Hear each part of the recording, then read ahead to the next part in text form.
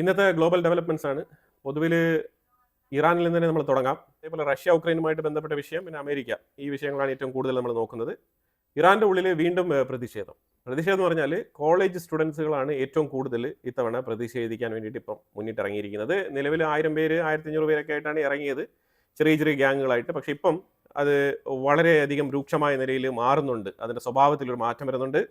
ഇപ്പം 5000 6000 സ്റ്റുഡൻസുകളായിട്ട് അത് മാറുന്നുണ്ട്. അപ്പോൾ ഇതിനെ തുടർന്ന് IRGC ചില സ്ഥലങ്ങളിൽ, ചില ഒറ്റപ്പെട്ട സ്ഥലങ്ങളിൽ വെടിവെപ്പ് നടത്തിയിട്ടുണ്ട്. എന്താണ് ഇത് സംഭവിച്ചെന്ന് പറഞ്ഞാൽ, ഇതിന് മുമ്പ് പ്രതിഷേധത്തിൽ അറസ്റ്റ് ചെയ്ത് കൊണ്ടുപോയ വിദ്യാർത്ഥികളെ ചില ആൾക്കാരെ ഇവർ വധിച്ചിട്ടുണ്ട്. അപ്പോൾ അവരുടെ ബറിയൽ സെറമണിയുമായിട്ട് മുന്നോട്ട് പോകുന്ന പശ്ചാത്തലത്തിലാണ് IRGCക്കെതിരെ ഇങ്ങനെയുള്ള രൂക്ഷമായ രീതിയിലുള്ള പ്രതിഷേധങ്ങൾ അവിടെ എവിടെയായിട്ട് പ്രത്യക്ഷപ്പെടുന്നത്. തെഹ്റാൻ അവിടുത്തെ കോളേജിലുണ്ടായിരുന്നു, തബ്രീസിൽ പ്രതിഷേധമുണ്ടായിരുന്നു. അതുപോലെ ഞാൻ ഈ മാപ്പിൽ കാണിച്ചിരിക്കുന്ന നിരവധി സ്ഥലങ്ങളിൽ, ഡോട്ട് ഇട്ടിരിക്കുന്ന സ്ഥലങ്ങളിൽ, പ്രത്യേകിച്ച് ഗ്രീൻ കളറിൽ കാണിച്ചിരിക്കുന്ന സ്ഥലങ്ങളിലൊക്കെ വളരെ ശക്തമായ രീതിയിലുള്ള പ്രതിഷേധങ്ങളാണ് നടക്കുന്നത്. അപ്പോൾ ഇറാൻ വീണ്ടും പ്രതിഷേധ ഭൂമിയായി മാറുകയാണ്. അപ്പോൾ അവിടെ ഇതിനെ എതിർത്തുകൊണ്ട് ഈ മതപഠനശാലകളിൽ പഠിക്കുന്ന ഈ മുല്ലാസിലെ ആ സ്റ്റുഡൻസ് അവരും ഇവർക്കെതിരെ പ്രതിഷേധവുമായിട്ട് ഇറങ്ങിയിട്ടുണ്ട്. അതായത് IRGC അനുകൂലിച്ചുകൊണ്ട്. ഇവർ പറയുന്നത് ഡെത്ത് ടു ഖമനേയി എന്നുള്ള രീതിയിലുള്ള പ്രതിഷേധങ്ങളാണ് ഇവരുടെ സ്ലോഗൻസ്. ശരിക്കും ഈ സ്റ്റുഡൻസുകളുടെ, വിദ്യാർത്ഥികളുടെ സ്ലോഗൻസ് ഇങ്ങനെയാണ്. പക്ഷേ അതേസമയം ഈ മതപഠനശാലയിൽ നിന്ന് വരുന്ന അവരുടെ സ്ലോഗൻ എന്ന് പറഞ്ഞാൽ ഡെത്ത് ടു പഹലവി എന്നാണ്. പഹലവിയെ എതിർത്തുകൊണ്ടുള്ള സ്ലോഗൻസാണ് അവർ ഉയർത്തുന്നത്. അതേപോലെ അമേരിക്കയ്ക്കെതിരെയും ഇസ്രായേലിനെതിരെയൊക്കെ അവർ സ്ലോഗൻസ് പറയുന്നുണ്ട്. അപ്പോൾ ഇത്തരത്തിലുള്ള മുദ്രാവാക്യങ്ങളുമായിട്ടാണ് രണ്ട് കൂട്ടരും ഇപ്പോൾ പ്രതിഷേധം നടത്തിക്കൊണ്ടിരിക്കുന്നത്. വല്ലാത്തൊരു സിറ്റുവേഷനാണ് ഇറാൻ്റെ ഉള്ളിൽ ഡെവലപ്പ് ആയിക്കൊണ്ടിരിക്കുന്നത്. പ്രത്യേകിച്ച് അമേരിക്ക ഒരു സൈഡിൽ നിന്ന് ഇപ്പോൾ അടിക്കട്ടാഴ്ച കഴിഞ്ഞ് അടിക്കട്ടാന്ന് പറഞ്ഞുകൊണ്ട് നിൽക്കുന്ന ഒരു പശ്ചാത്തലം. അപ്പോൾ അതിൽ അമേരിക്ക ഇന്ന് വളരെ നിർണായകമായിട്ടുള്ള കാര്യങ്ങളൊക്കെ റിവീൽ ചെയ്തിട്ടുണ്ട്. ശരിക്കും അമേരിക്ക റിവീൽ ചെയ്തതല്ല, ഒരു പത്രം റിവീൽ ചെയ്തിട്ടുണ്ട്. അപ്പോൾ അവർ ഇതിനെക്കുറിച്ച് എന്താണ് റിവീൽ ചെയ്തിരിക്കുന്നത് പറഞ്ഞാൽ, അമേരിക്ക കടൽ തീരത്ത് ഇങ്ങനെ വാർഷിപ്പുകളെ കൊണ്ട് നിർത്തി വെച്ചുകൊണ്ട് എന്താണ് ചെയ്തുകൊണ്ടിരിക്കുന്നത് എന്നുള്ള വിഷയത്തിലേക്ക് ഒരു വളരെ കൃത്യമായിട്ട് വിരൽ ചൂണ്ടുന്ന ചില തെളിവുകളടക്കം അവർ പബ്ലിഷ് ചെയ്തിട്ടുണ്ട്. അപ്പോൾ അതിൽ ഇറാനിൽ ഈ തബ്രീസ് എന്ന് പറഞ്ഞൊരു സ്ഥലം നിങ്ങൾ കാണുന്നില്ലേ, ഈ തബ്രീസ് എന്ന് പറഞ്ഞ സ്ഥലത്ത് എയർ ഡിഫൻസ് സിസ്റ്റം അവർ സ്ഥാപിച്ചിട്ടുണ്ട്. തബ്രീസ് എന്ന് പറഞ്ഞ സ്ഥലത്ത്. അതുപോലെ തെഹ്റാൻ്റെ അടുത്ത്, അതായത് ഈ കാസ്പിയൻ സീ എന്ന് പറഞ്ഞ ആ ഒരു കാസ്പിയൻ സീയുടെ തൊട്ട് താഴെ തെഹ്റാൻ്റെ ആ ഒരു എഡ്ജ് കോർണർ വരുന്ന സ്ഥലത്ത് അസർബൈജാനിൽ നിന്ന് കുറച്ച് ദൂരെ നീങ്ങി ആ ഭാഗത്തും ഇവർ എയർ ഡിഫൻസ് സിസ്റ്റം സ്ഥാപിച്ചിട്ടുണ്ട്. തെഹ്റാൻ്റെ മെയിൻ ആയിട്ടുള്ള ഗവൺമെൻറ് സ്ഥാപനങ്ങൾ സ്ഥിതി ചെയ്യുന്നതിൻ്റെ മൊത്ത മധ്യത്തിൽ ഇവർ S-300 എന്ന് പറഞ്ഞ റഷ്യയുടെ എയർ ഡിഫൻസ് സിസ്റ്റം ഇവിടെ സ്ഥാപിച്ചിട്ടുണ്ട്. അതുപോലെ താഴെ നീങ്ങി വന്നു കഴിഞ്ഞാൽ ഈ ബാഷേർ, ബന്ദർ അബ്ബാസ്, ഇതേപോലത്തെ തുറമുഖങ്ങളിരിക്കുന്ന സ്ഥലത്തും ഇവർ എയർ ഡിഫൻസ് സിസ്റ്റം സ്ഥാപിച്ചിട്ടുണ്ട്. ഇനി ഇതേപോലെ ഈ രാജ്യത്തിനുള്ളിൽ പല സ്ഥലങ്ങളിലും ചൈനീസ് എയർ ഡിഫൻസ് സിസ്റ്റം വെച്ചിട്ടുണ്ട്. അതേപോലെ തന്നെ ഇറാൻ്റെതായിട്ടുള്ള ഒരു ലോക്കൽ മാനുഫാക്ചറിങ്ങിൽ നിർമ്മിച്ച ഒരു എയർ ഡിഫൻസ് സിസ്റ്റം ഉണ്ട്. ബാവർ 373 എന്ന കാറ്റഗറിയിൽ വരുന്ന എയർ ഡിഫൻസ് സിസ്റ്റം, അതും അവർ ധാരാളം പല സ്ഥലങ്ങളിലും അവർ ഡിപ്ലോയ് ചെയ്തിട്ടുണ്ട്. കാരണം അത് അവർക്ക് വളരെ ഈസി ആയിട്ട് നിർമ്മിക്കാൻ പറ്റുന്ന ഒരു സംഗതിയാണ്. കാരണം അവരുടെ രാജ്യത്തിനുള്ളിൽ തന്നെയാണ് അത് പ്രൊഡ്യൂസ് ചെയ്യുന്നത്. അപ്പോൾ അവർ തട്ടിക്കൂട്ടി ഉണ്ടാക്കിയ ഒരു സാധനമാണ്. ഇത് കഴിഞ്ഞ തവണ ഇസ്രായേൽ ആക്രമണം നടത്തിയ സമയത്ത് പെട്ടെന്ന് തന്നെ ഇവർ തട്ടിക്കൂട്ടി ഉണ്ടാക്കിയൊരു സംഗതിയാണ്. പണ്ടേ അവരുടെ കയ്യിലുണ്ട്. ഇതിനു മുമ്പ് ഇസ്രായേൽ ഇതിനെ അടിച്ച് തകർത്തിട്ടുണ്ട്. അപ്പോൾ ഇത് വലിയ എഫക്റ്റീവ് ആയിട്ടുള്ള ഒരു സാധനമല്ല, എന്നാലും അവർ തട്ടിക്കൂട്ടിയ ഒരു സാധനം റെഡിയാക്കി വെച്ചിട്ടുണ്ട്. അപ്പോൾ ഇത്തരത്തിലുള്ള വാർത്തകൾ ഇതെല്ലാം തന്നെ അമേരിക്ക നിരീക്ഷണം നടത്തിക്കൊണ്ടിരിക്കുകയാണ്. ഇതിനപ്പുറം മറ്റൊരു സംഗതി നടക്കുന്നുണ്ട്. അതെന്താണെന്ന് പറഞ്ഞാൽ, ഇവർ അണ്ടർഗ്രൗണ്ട് സ്ഥലങ്ങളിൽ മിസൈലുകളൊക്കെ പതുക്കി വെച്ചിട്ടുണ്ട്, ബാലിസ്റ്റിക് മിസൈലുകളൊക്കെ. അപ്പം ഈ സ്ഥലങ്ങൾ ഇവർ ഇടയ്ക്കിടയ്ക്ക് സന്ദർശിക്കാറുണ്ട്.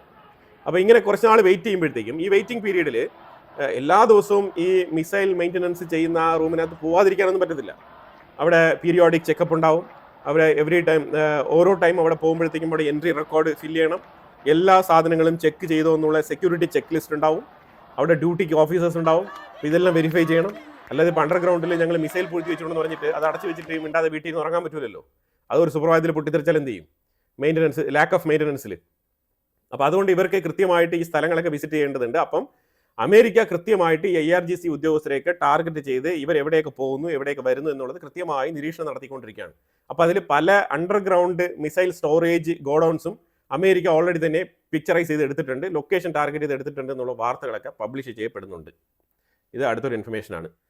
അടുത്ത നമ്മൾ UK ബന്ധപ്പെട്ട ഒരു വിഷയം ഇന്നലെ നമ്മൾ പറഞ്ഞിട്ടുണ്ടായിരുന്നു. ഡിയാഗോ ഗാർസിയ എന്ന് പറഞ്ഞ ആ ഒരു ഐലൻഡ് യുദ്ധത്തിന് വേണ്ടി ഉപയോഗിക്കരുത് എന്ന് പറഞ്ഞിട്ട് UK സൈഡിൽ നിന്നുള്ള പ്രഷർ ഉണ്ടായിരുന്നു അമേരിക്കയ്ക്ക്. അപ്പോൾ അതിനെ തുടർന്ന് മാർക്കോ റൂബിയോ കീർ സ്റ്റാർമറുമായിട്ട് ചർച്ച നടത്തി. അതുപോലെ തന്നെ ട്രംപ് ഫോൺ കോൾ വിളിച്ച് സംസാരിച്ചതിനെ തുടർന്ന് കീർ സ്റ്റാർമർ, അഥവാ നിലവിലെ UK പ്രൈം മിനിസ്റ്റർ, പുള്ളിക്കാരൻ നോ ഒബ്ജക്ഷൻ ആണ് ഇപ്പോൾ പറഞ്ഞിരിക്കുന്നത്. പക്ഷേ ഇപ്പോൾ പ്രശ്നം എന്താണെന്ന് പറഞ്ഞാൽ, ബോറിസ് ജോൺസൺ, ആരാണോ റഷ്യ ഉക്രൈൻ യുദ്ധം ഒരു സുപ്രഭാതത്തിൽ ഒരാഴ്ചക്കുള്ളിൽ നിർത്താൻ വേണ്ടിയിട്ട് സമാധാന ചർച്ചയ്ക്ക് പോയ സെലൻസ്കിയെ പിരികേറ്റി വിട്ട് ഇത്രയും വലിയ നീണ്ട ഒരു യുദ്ധത്തിലേക്ക് തള്ളിവിട്ടതിൻ്റെ റെസ്പോൺസിബിലിറ്റി ഇപ്പോഴും ഏറ്റെടുത്തില്ലെങ്കിലും പുള്ളിയാണ് ഉത്തരവാദിത്വം.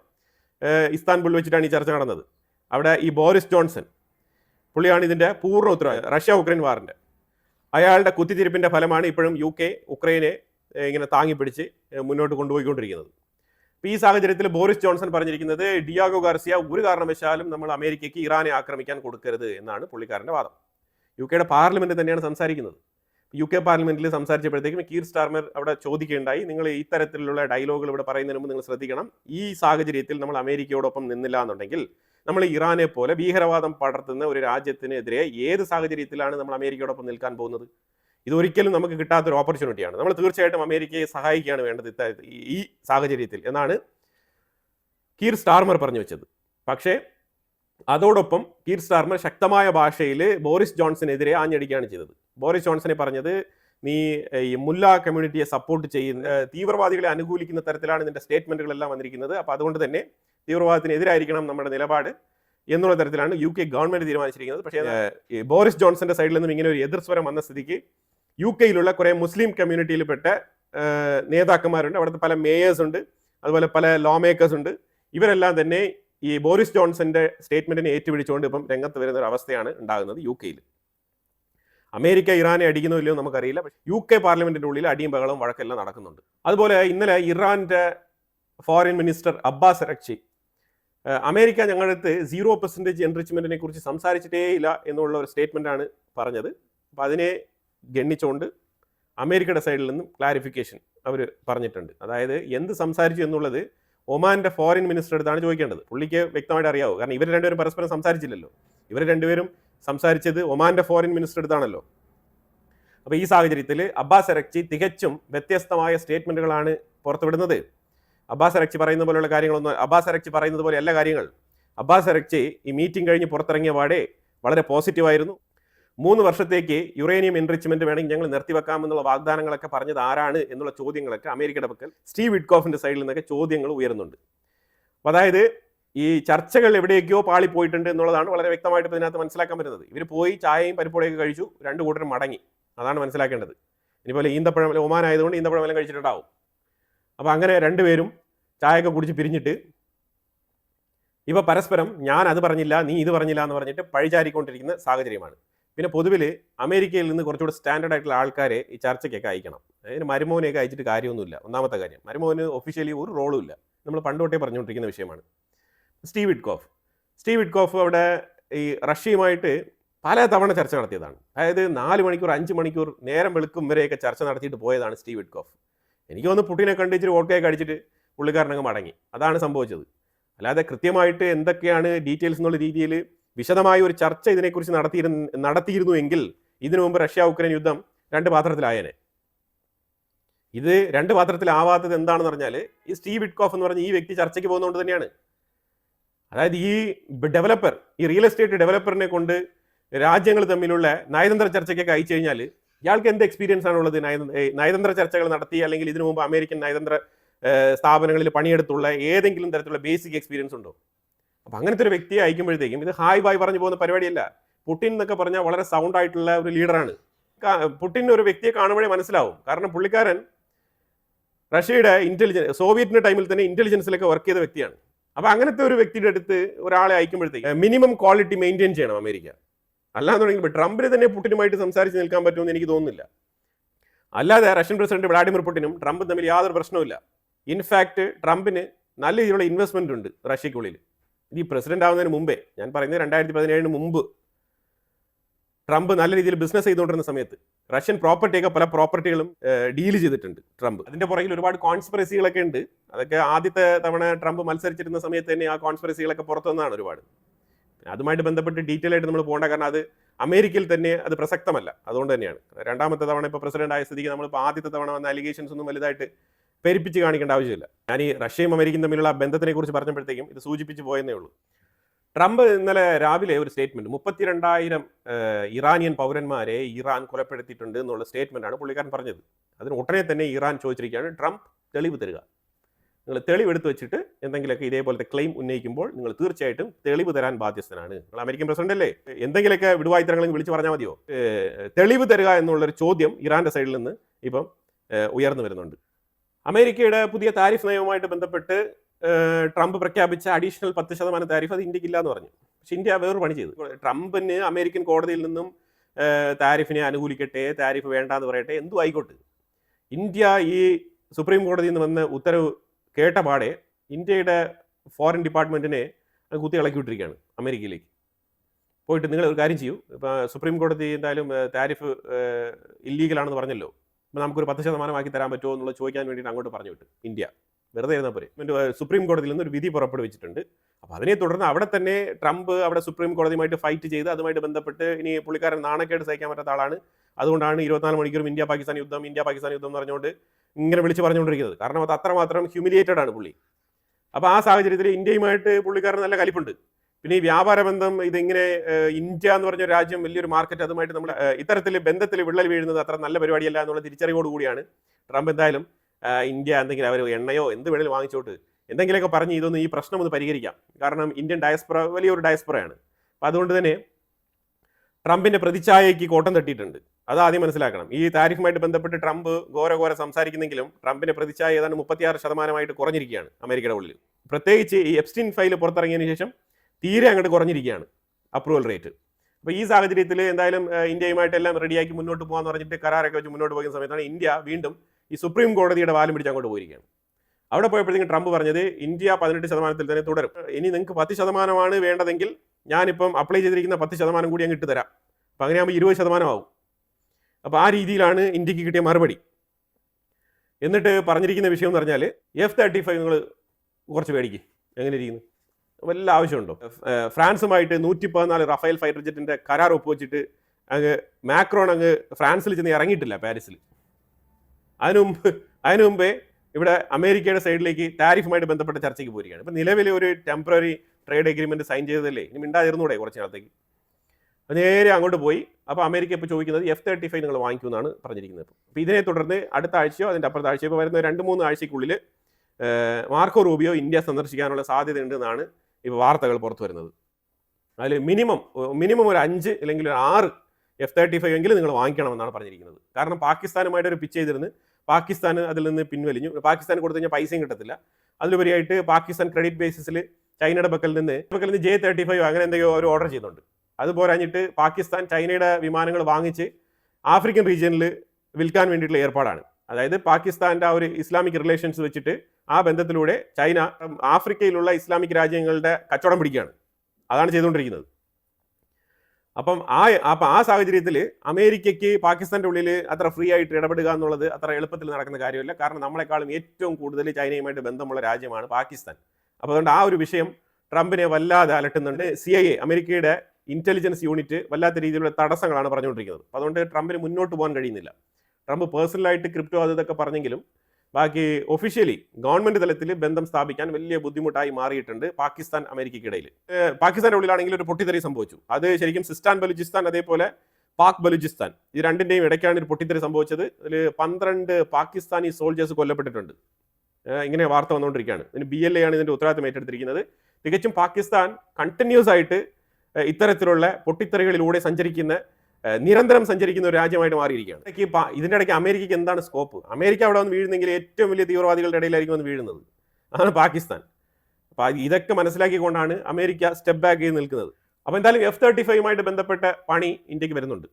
ഒരു മിനിമം ഒരു 6 എണ്ണമെങ്കിലും എങ്ങനെയെങ്കിലും ഇന്ത്യയുടെ തലയിൽ വെച്ച് പിടിപ്പിക്കാൻ തന്നെയാണ് അമേരിക്കയുടെ തീരുമാനം. ഒന്നുമില്ലെങ്കിലും ഇൻഡോ പസഫിക്കിന് വേണ്ടി മാത്രമെങ്കിലും നിങ്ങൾ വാങ്ങിച്ച് ഉപയോഗിക്കണം എന്നുള്ളതാണ് അവരുടെ നിർദ്ദേശം. അതിപ്പോൾ അങ്ങോട്ട് 10% താരിഫ് ആക്കി തരുമെന്ന് ചോദിക്കാൻ പോയതുകൊണ്ട് കിട്ടിയ പണിയാണ്. അതുപോലെ ഡീഗോ ഗാർസിയയ്ക്ക് ബദലായിട്ട് പോർച്ചുഗൽ, സ്പെയിൻ 2 രാജ്യങ്ങളുടെയും എയർബേസ് അമേരിക്ക കൃത്യമായിട്ട് ഏറ്റെടുത്തിട്ടുണ്ട്. ഇപ്പുറത്ത് ഡീഗോ ഗാർസിയയിൽ നിന്ന് അറ്റാക്ക് ചെയ്യുന്നതും അപ്പുറത്ത് യൂറോപ്പിന്റെ സൈഡിൽ നിന്നും ഇറാനെ അറ്റാക്ക് ചെയ്യുന്നതും ഏകദേശം ഓൾമോസ്റ്റ് സെയിം ഡിസ്റ്റൻസ് ആണ്. അപ്പോൾ അതുകൊണ്ട് യൂറോപ്പിലെ പല രാജ്യങ്ങളെയും ബേസ് ആയിട്ട് ഉപയോഗിക്കാനുള്ള സാധ്യതയാണ് കാണുന്നത്. അതുമായിട്ട് ബന്ധപ്പെട്ട നീക്കങ്ങൾ ഓൾറെഡി തന്നെ അമേരിക്ക യൂറോപ്യൻ രാജ്യങ്ങളുമായിട്ട് ചർച്ചകളിലൂടെ അതിന്റെ സാധ്യതകൾ അന്വേഷിക്കുന്നുണ്ട്. അതിന്റെ പോസിബിലിറ്റീസ് വിലയിരുത്തുകയാണ്. അതിന് അഥവാ ഇനിയിപ്പം UK ഭയങ്കരമായിട്ട് ജാട കാണിക്കുന്നുവെങ്കിൽ ഞാൻ പോർച്ചുഗലിൽ നിന്നോ സ്പെയിനിൽ നിന്നോ ഞാൻ അറ്റാക്ക് നടത്താമെന്നാണ് അവരുടെ തീരുമാനം. ഇന്നലെ അമേരിക്കയിൽ നിന്നും മിഡിൽ ഈസ്റ്റിലേക്കുള്ള ഷിപ്മെന്റുകളുടെ വരവ് ഇച്ചിരി കുറഞ്ഞിട്ടുണ്ടായിരുന്നു. അതിൽ ഏതാണ്ട് 20 കാർഗോ ഫൈറ്റർ ജെറ്റുകളാണ് വന്നത്. അതിൽ 10 എണ്ണം ഖത്തർ അലുദൈദ് എയർബേസിലേക്കും 10 എണ്ണം സൗദി അറേബ്യയിലെ എയർബേസിലേക്കുമാണ് വന്നത്. ഇതിൽ ഏറ്റവും കൂടുതൽ വന്നത് അമ്യൂണിഷൻസ് ആണെന്നാണ് പറയുന്നത്. ഇന്നലെ ഇസ്രായേൽ ഹെസ്ബുള്ളയുടെ ഭാഗത്ത് നടത്തിയ ആക്രമണത്തിൽ ബെക്ക വാലിയിൽ 3 സ്ഥലങ്ങളിലാണ് അറ്റാക്ക് നടത്തിയത്. ഇതിനകത്ത് 3 സീനിയർ കമാൻഡർ, അതേപോലെ 5 സെക്യൂരിറ്റി കാറ്റഗറിയിൽ പെടുന്ന ആൾക്കാർ, അങ്ങനെ 8 പേരാണ് ഇതിനകത്ത് ഹിസ്ബുള്ളയുടേതായിട്ടുള്ള ആൾക്കാർ കൊല്ലപ്പെട്ടത്. UK അവരുടെ പൗരന്മാർക്ക് അമേരിക്ക സന്ദർശിക്കുന്നതുമായിട്ട് ബന്ധപ്പെട്ട് ഒരു വാണിംഗ് ഇഷ്യൂ ചെയ്തിട്ടുണ്ട്. ആ വാണിംഗ് എന്താണെന്ന് പറഞ്ഞാൽ, ഇപ്പം നിലവിൽ UK പൗരന്മാർ അമേരിക്ക സന്ദർശിക്കുന്നതിൽ കുറച്ച് ജാഗ്രത പുലർത്തണം. കാരണം ഏത് സാഹചര്യത്തിലും നിങ്ങൾ ഇല്ലീഗൽ ഇമിഗ്രൻ്റ് ആയിട്ട് കരുതപ്പെട്ടേക്കാം. റഷ്യ ഉക്രൈനുമായിട്ട് ബന്ധപ്പെട്ട വിഷയത്തിൽ ഉക്രൈൻ ചെറിയ രീതിയിൽ ഡോമിനേറ്റ് ചെയ്യുന്നുണ്ട് ഡോൺബോസ് റീജിയനിൽ. ഈ ഡോൺബോസ് റീജിയൻ്റെ മാപ്പ് ഞാനിവിടെ വെക്കാം. അപ്പോൾ അതായത് ഇൻ്റർനെറ്റിൻ്റെ അപാകത കൊണ്ട് റഷ്യൻ സോൾജേഴ്സിന് കൃത്യമായി ഉദ്ദേശിച്ചതുപോലെ മുന്നോട്ട് നീങ്ങാൻ സാധിക്കുന്നില്ല എന്ന് സെലൻസ്കി ആവർത്തിച്ച് പറയുന്നത് ഒരു വിധത്തിൽ സത്യസന്ധമായ കാര്യമായിട്ടാണ് വിലയിരുത്തപ്പെടുന്നത്. കാരണം ഇപ്പോൾ നിലവിൽ ഈ blue area, Ukrainian soldiers gather ചെയ്ത് മുന്നോട്ട് പോകുന്ന ഫ്രണ്ട് ലൈൻ ഏരിയ കുറച്ചുകൂടെ വലുതായി വരുന്നുണ്ട്. അപ്പോൾ അതിൽ ഈ ഡോൺബോസ് റീജിയനിൽ 20% സ്ഥലം ബാക്കിയുണ്ടായിരുന്നു. അപ്പോൾ ആ 20% സ്ഥലം ഇപ്പം ഉക്രൈനിയൻ സോൾജേഴ്സ് ഇപ്പോൾ ക്യാപ്ചർ ചെയ്തിരിക്കുകയാണ്. ഇതിനെ റീക്യാപ്ചർ എന്ന് തന്നെയാണ് ഉക്രൈൻ അവകാശപ്പെടുന്നത്. പക്ഷേ ഇത് റീക്യാപ്ചർ അല്ല, ശരിക്കും ഈ ഡോൺബോസ് റീജിയനിൽ ഇത്രയും നാളും അവർ എൻ്റർ ചെയ്തിട്ടില്ലായിരുന്നു. അവിടെ റഷ്യൻ സേനയുടെ സാന്നിധ്യം കുറഞ്ഞതുകൊണ്ട്, അവർ മറ്റുള്ള മേഖലകളിൽ പോയതുകൊണ്ട് ഉക്രൈൻ ഇപ്പം ഈ ഏരിയയിൽ കൂടുതൽ ഡോമിനേറ്റ് ചെയ്യുന്നുണ്ട്. കാരണം ഇവിടെ റഷ്യൻ സേന ഇവിടെ കുറയാൻ പാടില്ല. കാരണം റഷ്യക്ക് ഏറ്റവും പ്രധാനപ്പെട്ട മേഖലയായിട്ട് റഷ്യ ഇപ്പോഴും ഡിമാൻഡ് ചെയ്തുകൊണ്ടിരിക്കുന്ന ഏരിയയാണ് ഡോൺബോസ് റീജിയൻ. അപ്പോൾ ഈ ഡോൺബോസ് റീജിയനിൽ തന്നെ ഉക്രൈനിന് ഇത്രമാത്രം ഡോമിനേഷൻ കിട്ടുന്നുവെങ്കിൽ അത് റഷ്യക്ക് ഒരു തിരിച്ചടിയാവാനുള്ള സാധ്യത വളരെ കൂടുതലാണ്. ചർച്ചയിലൂടെ തന്നെ ഏറ്റവും കൂടുതൽ തവണ റഷ്യ ചോദിക്കുന്നത് ഈ ഡോൺബോസ് റീജിയനാണ്. ഈ ഡോൺബോസ് റീജിയനിൽ നിന്ന് പൂർണ്ണമായിട്ടും ഉക്രൈൻ പിന്മാറണമെന്നാണ് റഷ്യയുടെ ഡിമാൻഡ്. അപ്പോൾ ആ സാഹചര്യത്തിൽ ആസ് പെർ ദിസ് മാപ്പ് നമുക്ക് മനസ്സിലാക്കാൻ പറ്റുന്നത് ഇത് ചുമ്മാ വെറുതെ കിട്ടുന്ന മാപ്പല്ല, ഇത് ഇന്റർനാഷണൽ വാർ സ്റ്റഡീസ് അവർ പുറത്തിറക്കുന്ന മാപ്പാണ്. അപ്പം ഈ ലോകത്ത് എവിടെ വാർ നടന്നാലും അവർ കൃത്യമായിട്ട് അതിൻ്റെ മാപ്പ് പുറത്തിറക്കും. അപ്പോൾ ആ മാപ്പിൻ്റെ അടിസ്ഥാനത്തിൽ നമ്മൾ നോക്കുകയാണെന്നുണ്ടെങ്കിൽ ഉക്രൈൻ്റെ സോൾജേഴ്സ് ഫ്രണ്ട് ലൈനിൽ കുറച്ച് നാരോ ആയിട്ട് മുന്നോട്ട് പോകുന്നതായിട്ടാണ് കാണാൻ കഴിയുന്നത്. ഇപ്പം ചർച്ചകൾ ഒരു തരത്തിൽ നടന്നെങ്കിലും ഈ ഡോൺബോസ് റീജിയനുമായിട്ട് ബന്ധപ്പെട്ട വിഷയത്തിൽ ഇതുവരെ തീരുമാനമായിട്ടില്ല. ലാൻഡ് സ്വൈപ്പ് ചെയ്തുകൊണ്ടുള്ള ഒരു തീരുമാനത്തിനും ഒരു കോംപ്രമൈസിനും തയ്യാറല്ല എന്നാണ് സെലൻസ്കി പറഞ്ഞുകൊണ്ടിരിക്കുന്നത്. അപ്പം ഈ സാഹചര്യത്തിൽ ഈ 90 ബില്യൺ യൂറോ ഉക്രൈന് കൊടുക്കാൻ വേണ്ടിയിട്ട് യൂറോപ്യൻ കൗൺസിലിൽ പാസ്സാക്കി കൊടുക്കാമെന്ന് പറഞ്ഞിട്ട് കഴിഞ്ഞ ആഴ്ച യൂറോപ്യൻ യൂണിയൻ അതിൻ്റെ ഫോറിൻ സെക്രട്ടറി ഹാജ ഖലാസ് ഭയങ്കരമായിട്ട് വാചക കസർത്തൊക്കെ നടത്തിയിട്ട് പോയതാണ്. ഇന്നലെ യൂറോപ്യൻ യൂണിയനിൽ ഇത് വോട്ടിന് വെച്ചപ്പോഴത്തേക്കും ഹംഗറി അവരുടെ വീറ്റോ പവർ ഉപയോഗിച്ചുകൊണ്ട് ഇതിനെ തടഞ്ഞിരിക്കുകയാണ്. 2 ദിവസങ്ങൾക്ക് മുമ്പ് സെലൻസ്കിയാണ് ഹംഗറിയിലെ വിക്ടർ ഓർബനെതിരെ ഈ കൊടവയർ പ്രസ്താവന സെലൻസ്കിക്ക് തിരിച്ചടിയായിട്ടുണ്ട്. ഹംഗറി ഒറ്റ സ്റ്റേറ്റ്മെന്റിൽ അതിനെ തള്ളിക്കളഞ്ഞിരിക്കുകയാണ്. അപ്പം അങ്ങനെ 90 ബില്യൺ യൂറോ ഇപ്പം സെലൻസ്കിക്ക് കൊടുക്കാൻ പറ്റത്തില്ല എന്നുള്ള നിലപാടാണ് യൂറോപ്യൻ യൂണിയൻ എടുത്തിരിക്കുന്നത്. യൂറോപ്യൻ യൂണിയന്റെ ഉള്ളിൽ തർക്കങ്ങൾ നടക്കുന്നുണ്ട്. പക്ഷേ വിക്ടർ ഓർബൺ കൃത്യമായിട്ട് അമേരിക്കയുടെ ചൊൽപ്പടിക്ക് പ്രവർത്തിക്കുന്നതായിട്ടാണ് യൂറോപ്യൻസ് മനസ്സിലാക്കുന്നത്. അതായത് ട്രംപിന്റെ അഡ്മിനിസ്ട്രേഷൻ വിക്ടർ ഓർബൺ ത്രൂ എന്താണോ യൂറോപ്യൻ യൂണിയനിൽ നടപ്പിലാക്കേണ്ടത് അതിന് വേണ്ടിയിട്ട് തന്നെ ശ്രമിക്കുന്നത്, അത് കൃത്യമായിട്ട് നടപ്പിലാക്കുന്നുണ്ട്. ട്രംപിന്റെ അജണ്ടയാണ് വിക്ടർ ഓർബൺ നടപ്പിലാക്കുന്നത് എന്നുള്ള ആരോപണമാണ് യൂറോപ്യൻ യൂണിയനിൽ മൊത്തത്തിൽ കേൾക്കാൻ കഴിയുന്നത്. സെലൻസ്കിക്ക് 90 ബില്യൺ യൂറോ കൊടുക്കാൻ പറ്റില്ല. അതാണ് ഇപ്പോൾ ആസ് പെർ യൂറോപ്യൻ യൂണിയൻ പാർലമെന്റിന്റെ പ്രോട്ടോകോൾ അനുസരിച്ച് കൊടുക്കാൻ പറ്റത്തില്ല എന്നുള്ള അവസ്ഥയിലേക്ക് എത്തിയിരിക്കുകയാണ് കാര്യങ്ങൾ. അതുപോലെ തന്നെ ഇന്നലത്തെ വാർത്തയുടെ ഒരു അപ്ഡേറ്റ് ആണ്. ബ്ലൂംബർഗ് എന്ന് പറഞ്ഞ മാധ്യമം ഈ ചൈന 125 മില്യൺ വർത്ത് വരുന്ന ഡ്രോൺ ഐറ്റംസ് തായ്ലാൻഡ് ത്രൂ റഷ്യയിലേക്ക് കയറ്റി വെച്ചിട്ടുണ്ടായിരുന്നു എന്നുള്ളൊരു വാർത്ത പ്രസിദ്ധീകരിച്ചിട്ടുണ്ടായിരുന്നല്ലോ. അപ്പോൾ അതിൻ്റെ ഡെവലപ്മെൻറ്റ്സ് വന്നിട്ടുണ്ട്. ഇതിൻ്റെ ഡെവലപ്മെൻറ്റ്സ് നമ്മൾ കേട്ട് കഴിഞ്ഞാൽ ഞെട്ടും. കാര്യം എന്താണെന്ന് പറഞ്ഞാൽ ഇതിനകത്ത് പല കമ്പനികളും ഈ തായ്ലാൻഡ് എന്ന പേരിൽ രജിസ്റ്റർ ചെയ്തിരിക്കുന്ന പല കമ്പനികളും യൂറോപ്യൻ കമ്പനികളാണ്. ഈ യൂറോപ്യൻ കമ്പനികളാണ്, ഇവർക്ക് യൂറോപ്പിൽ ബ്രാഞ്ച് ഉണ്ട്. ഈ യൂറോപ്യൻ കമ്പനികളാണ് ഈ ചൈനയുടെ ഡ്രോൺ വാങ്ങിച്ച് റഷ്യയിലേക്ക് വിറ്റിരിക്കുന്നത്. ഷാഹിദ് ഡ്രോൺ. ഇതാണ് നമ്മൾ മനസ്സിലാക്കേണ്ടത്. ഈ ഷിപ്മെന്റിൽ എവിടെയും ചൈനയുടെ പേരില്ല. അതുകൊണ്ടാണ് ഇത് പിടിക്കപ്പെടാതെ പോയത്. അവിടെ ഉണ്ടായിരുന്ന പേരുകൾ എന്താണെന്ന് പറഞ്ഞാൽ അയർലാൻഡ് 2 കമ്പനികൾ, ജർമ്മനിയുടെ 2 കമ്പനികൾ, സ്പെയിൻ്റെ 2 കമ്പനി, നെതർലാൻഡ് 2 കമ്പനി. ഇത്തരത്തിൽ ഈ യൂറോപ്യൻ കമ്പനികളാണ് ഈ ഡ്രോൺ വിറ്റ് പൈസ ഉണ്ടാക്കിയിരിക്കുന്നത്. ഇനി ഈ കമ്പനികൾ ഇതുമായിട്ട് ബന്ധപ്പെട്ട എക്സ്പ്ലനേഷൻസ് കൊടുക്കേണ്ടതുണ്ട്. ഇതെങ്ങനെയാണ് ഈ കമ്പനികളുടെ പേര് ഇവിടെ വന്നത്, ഇവർക്കും ഈ ഡ്രോൺ കച്ചവടത്തിനും തമ്മിൽ എന്താണ് ബന്ധം, ഇതെല്ലാം തന്നെ ഇനി പുറത്തു വരേണ്ടിയിരിക്കുന്നു. ഇതും തീർച്ചയായിട്ടും ബ്ലൂംബർഗ് തന്നെയാണ് ഇതിന്റെ ഫർദർ സ്റ്റോറി അപ്ഡേറ്റ് ചെയ്തിരിക്കുന്നത്. തീർച്ചയായിട്ടും ഇതുമായിട്ട് ബന്ധപ്പെട്ട അന്വേഷണങ്ങൾ ഇനി യൂറോപ്പിൽ നടക്കും. അതിൽ ഈ കമ്പനികളെ ഒരുപക്ഷെ സാങ്ഷൻ ചെയ്തേക്കാം, ഇല്ലെങ്കിൽ ഇവർക്കെതിരെ എന്തെങ്കിലും ശക്തമായ നടപടികൾ എടുത്തേക്കാം.